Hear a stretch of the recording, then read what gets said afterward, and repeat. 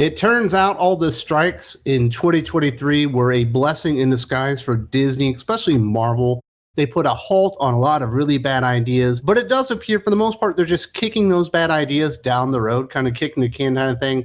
But this has left some people, specifically an anonymous Disney executive, furious at Marvel fans in particular, and certainly at Bob Iger, who they perceive as taking it back to the boys. Apparently, superhero movies are once again going to be fronted, for the most part, by male superheroes that people actually like and want to spend money on, which has been an enormous problem for the MCU, especially in phases 4 and 5 as we're heading into 6. I don't even know where we are at this point because who really cares about the multiverse saga? But this is how we found out this Disney exec is so upset. Matt Belloni, former editor of The Hollywood Reporter, who now heads up Puck News, received a DM from an anonymous Disney exec in response to a column on Puck News about whether the politicization of the Disney brand impacts the box office. This is what the Disney exec had to say. Everyone says, it's the movies, stupid, which is an easy thing for people to say. More appealing movies are great ways to jump the political issues, but more and more our audience, or the segment of the audience that has been politicized, equate the perceived messaging in a film as a quality issue. They won't say they find female empowerment distasteful in the Marvels or Star Wars, the latest trilogy starring Daisy Ridley, but they will say they don't like the movies because they are quote-unquote bad. I love the idea from the Disney exec that the perceived messaging of the film is turning people off, and then also basically confirms that the messaging of the Marvels in the Rey Skywalker, Rey Palpatine trilogy movie was in fact female empowerment. It's clear that that's what you were trying to go for, and that was absolutely an enormous turnoff, especially for that Star Wars trilogy, where you basically had the perfect character from the very beginning, never really had to struggle, actually defeats what is essentially the second best trained Sith in the entire galaxy with no training whatsoever of her own. She absolutely just destroys Ben Solo sight unseen, never used a lightsaber in her life, and that is basically the character arc throughout the entire trilogy of movies there, where she never has to overcome anything. In fact, when she's taken prisoner by the new version of the Empire, the First Order, I believe it's called, she actually frees herself. They show up to free her, but she'd already freed herself because she's so badass and amazing. And it is a bad movie. It's bad narrative. It's no stakes. It's nothing whatsoever. It's just a Mary Sue celebratory movie where nothing is actually going on. And you're just supposed to sit there in amazement of how great Rey Palpatine is. Not exactly compelling stuff, and they were terrible movies. In fact, they destroyed the entire Star Wars brand. The Marvels is the worst performing MCU movie of all times for a reason. In the entire history, 30-something movies or whatever, it performed the worst because it had the worst narrative and absolutely had the worst trailers. Whoever at Disney thought, yeah, we should throw like $300 million into Freaky Friday but make it superheroes, should be fired for a lack of imagination and not realizing what actual superhero fans wanted to see in their movies. But it's just perceived, you don't want to say it's bad because it's female empowerment. Oh, it's bad because it's female empowerment. It's bad because it's bad female empowerment. It's low stakes. It's not fun, not heavy hitting. Go watch Aliens. Go watch T2. Go watch The Long Kiss Goodnight. Go watch a number of examples on how to actually do this correctly, and maybe you'll get the formula correct. So obviously it's the fans' fault. We won't even admit why we don't like it, right? It's not because they're just bad. Next up, the anonymous executive talks about Bob Iger pivoting, putting men front and center, stating, so make better movies becomes code for make movies that conform to regressive gender stereotypes or put men front and center in the narrative, which is what you're seeing now and what Bob Iger's pivot is all about right now.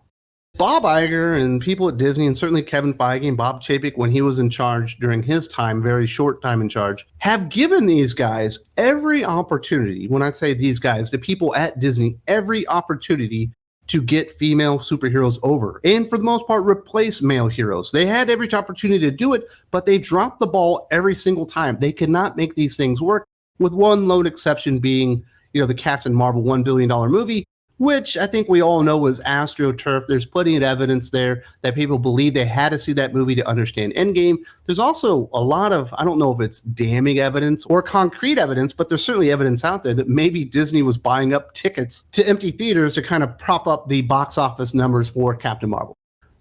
Do I believe that one? I don't know. There's certainly evidence out there, but it does seem stupid because they would only get like 50% of the box office receipts back. So they would be losing money just to make it look better. Doesn't sound like a sound financial move, but it does sound stupid enough on the surface of it that this anonymous Disney executive maybe thought that was a good idea. They've had years upon years to make this formula work and get it right. And certainly Bob Iger and everyone has given them the leeway to do it, and they never got it done. Of course, he's going to go back to the tried and true tropes and the tried and true cliches within action movies and superhero storytelling that actually work, including bringing back the heroes that people actually want to pay to see, because you are actually in a commercial endeavor. Your main actual business is not out there to go and change the culture. Now, you try to do it with your movies and stuff, but if it doesn't turn a profit, if it doesn't make money, eventually you actually have to go back to the old ways, which is what we're seeing.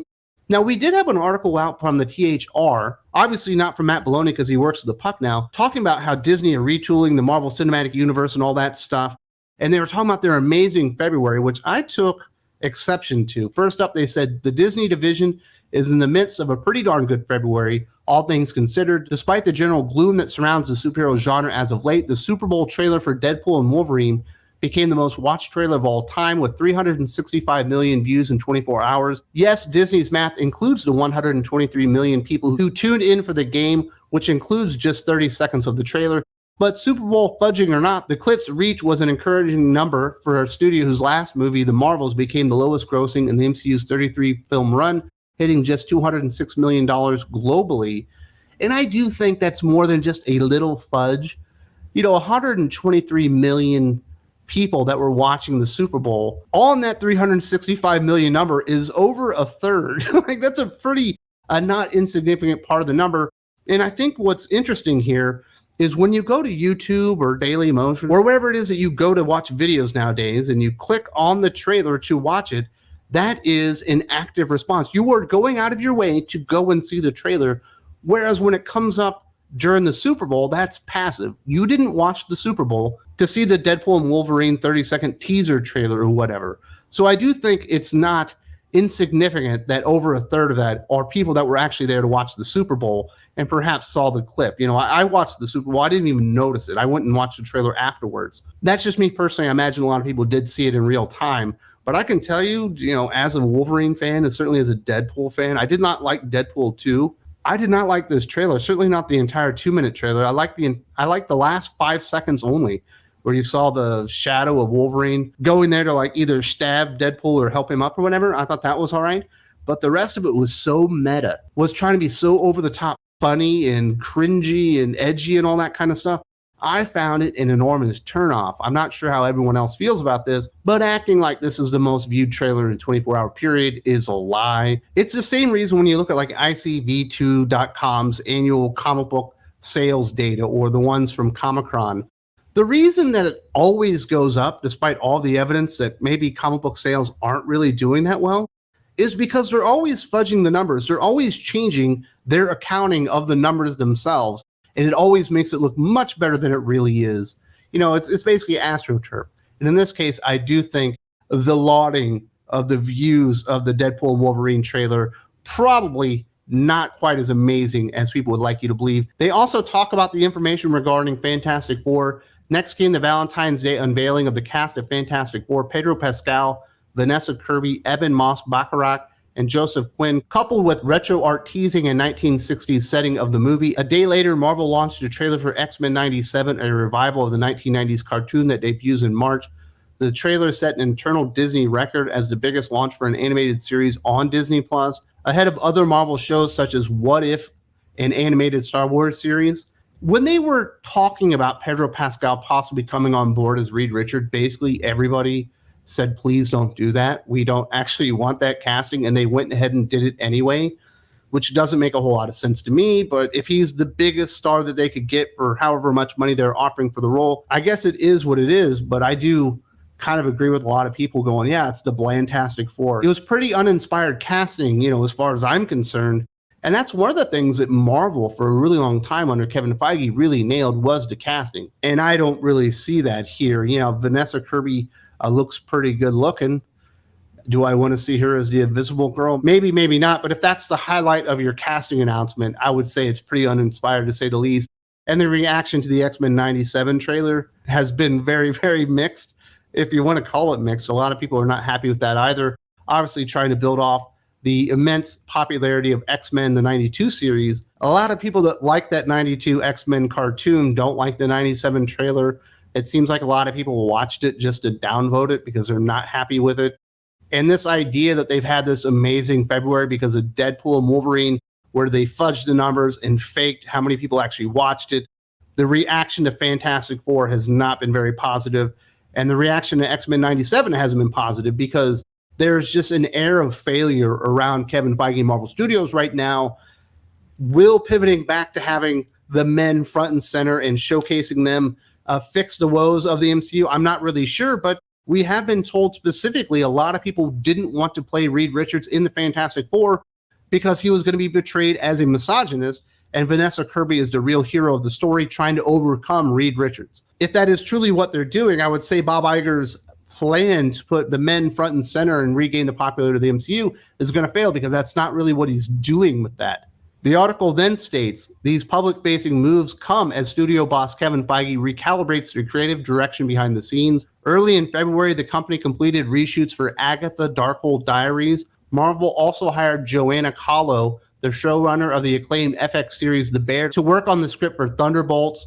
Marvel is also cleaning up the creative mess left in the wake of Jonathan Majors. The first of the new Avengers movies due out in 2026 was initially titled Avengers: The Kang Dynasty, but will be getting a new title to remove the character's name. Those sources say even before Majors' conviction, the studio was making moves to minimize the character after Quantumania underperformed, grossing $476 million total. You're looking in there and you're going, well, are they really turning the corner? Well, no, they're putting Agatha Harkness' Darkhold Diaries out this year. It's the only other show besides Echo that's going up on Disney+. No one asked for that show. That was a terrible idea from the very beginning. If he was smart, if Bob Iger was smart, they would shit-can this thing, exactly like David Zaslav did with that Batgirl movie or whatever, because it's a stupid project. It's only going to tarnish their reputation in the short and long term. There's no benefit to Agatha Harkness' Darkhold Diaries and bringing in the lady that's the showrunner of The Bear. That's a show about like a chef or something like that makes really good sandwiches. I understand talented people are talented people, but that's not really superhero related. Is that going to fix the Thunderbolts? You can sell me on it, I guess, but on the face of it, it doesn't seem like it should fix it. And the Thunderbolts should be a popular product that should be pretty successful. Although there is a good chance that DC kind of killed the premise with Suicide Squad and then The Suicide Squad and then the Peacemaker show and all that kind of stuff. It doesn't feel like people are looking for supervillain teams that are trying to be heroes right now. And then, you know, in the Kang Dynasty thing, I don't understand why they ever thought Jonathan Majors' Kang was that interesting. He sucked in that Loki TV show. He sucked even worse in Quantumania. He was defeated by Ant-Man, the least powerful member of the Avengers in the MCU. Now, he did save the entire world, at least the half that were blipped out. You know, he's the one that discovered time travel. You know, Tony Stark absolutely perfected it, but, you know, you can't do that without Ant-Man. But by and large, he is easily the weakest member of the entire team, and he took Kang out with ease, while every female member of the cast basically just made fun of him the entire time about what a loser he was. They end the THR article stating the dual writers and actor strikes, while costly to Hollywood, ironically gave Marvel breathing space. It was able to reschedule its movies so that only Deadpool and Wolverine will be released in 2024, and only two series, Echo and Agatha, are debuting on Disney Plus this year. Other movies remain in the script stage, while TV shows such as Ironheart have filmed but have no release date in sight. It's all designed to give creators some breathing room and give audiences the chance to miss the MCU just a little bit. And I do think they were smart to kind of clear out 2024. You know, Deadpool and Wolverine has the best chance to be successful and to be popular, but it also has the best chance to be completely derailed by Kevin Feige and Marvel Studios, trying to fit everything that they need to happen to get set up for Avengers 5 and Secret Wars and the arrival of the X-Men and all that kind of stuff into one movie. It might just be sunk because of that. I can absolutely see that happening.